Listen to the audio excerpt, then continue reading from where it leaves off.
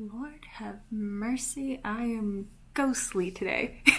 Hello, my name is Alex, I'm the Patchwork Nerd, and once again I am coming at you from an unusual location. This is my kitchen. My neighbor is using his outdoor speaker, which you can hear loud and clear in my office, and I don't want to get a copyright claim because of muddled music in the background. I am here to talk to you guys. It is just going to be a bit of a rambly chit-chat kind of video because I just wanted to update you guys on where I'm at with writing, things that went down with Camp NaNoWrimo, and where I'm at in life in general. I recommend you guys get a hot beverage of some sort. I don't have any beverage.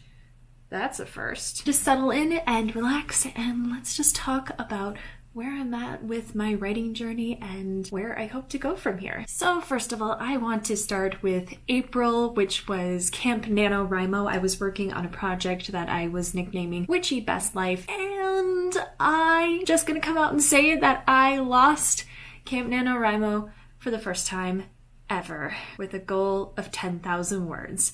So I feel a little bit silly and my tail is slightly tucked between my legs, but I want to talk to you guys about that journey and why I don't feel all that bad about not succeeding with reaching my goal. So my goal was 10,000 words, and I actually tried pantsing for the first time. I only knew the basic premise of the story that I wanted to use as like the jumping off point for the inciting incident, and then I just went from there. I wrote probably close to 8,000 words, and I loved the things that I organically discovered through writing the story. A lot of times when I plot stories, I feel pressure to hit the plot points, and I'm so focused on, okay, we got to get to the next part, that I don't even think about the present and the moment that I'm in at that moment in the story. I get distracted and my drafts end up being ridiculously short. Sometimes my drafts are less than 50,000 words because I'm just like, okay, get the plot done. And I forget about,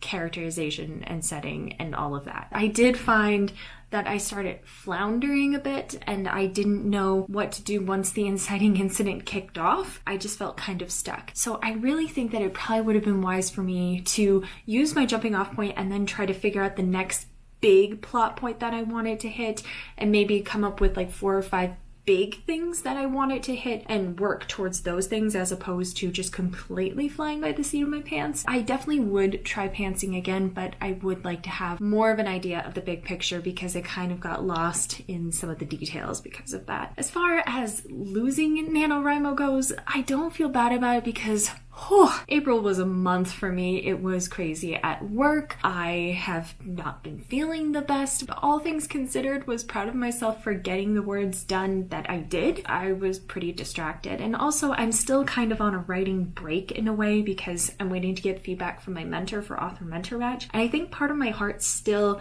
into market to market, so it was hard for me to think about other stories with full enthusiasm at this time. And I think I just kept being like, okay, but what if I get my feedback? What if I get my feedback and I need to jump back into my story? I think that kind of voice in the back of my head distracted me a little bit, but in a positive way, because I've started actually reading my manuscript again. I read the draft of To Market that I submitted to author mentor match, and I want to talk about that too. The first reaction I had when I started reading the first couple of chapters of To Market honestly was me being a little bit cruel to myself and being like, how did you get picked for author mentor match? I think it's normal to feel a little cringy and be a little bit brutal with your writing when you feel like you've grown so much since the last time you worked on the story, and I really haven't worked on the story since, oh my gosh, February? I feel like just in the last couple of months, I've become so much more of a strong writer. And a big part of that is because I've been listening to a lot of audiobooks